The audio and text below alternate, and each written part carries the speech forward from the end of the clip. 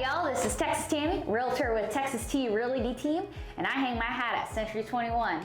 Hey, if you're a first-time home buyer, this video is for you. So, Rachel, you talked about a down payment versus closing costs. Let's talk about down payment for a minute here. Can you explain to us, for those that don't know, the difference? So regarding the down payment, it's whatever the loan type requires, but then you're also going to have closing costs that are on top of that. Those closing costs consist of your lender fees, whether it's underwriting or processing fees. You've got your appraisal fee, and then the title company, that's the third party that you're actually going to close with. They have their own fees.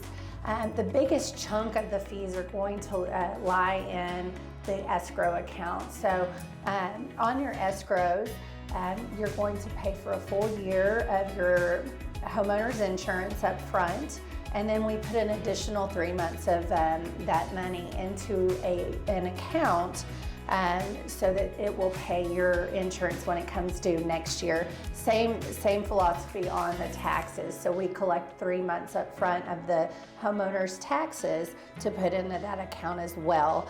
And in that way, let's say you close today, that way over the next 12 months, you're adding money into that escrow account that will pay those taxes and insurance for you, so that you don't have to separate out that money and save it on your own as part of your mortgage payment.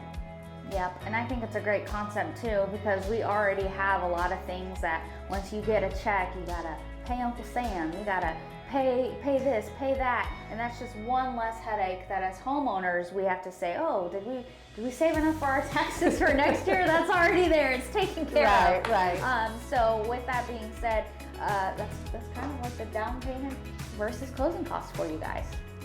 All right, that's it. This is Texas Tammy, the native Texan you can trust. And stay tuned for the next episode.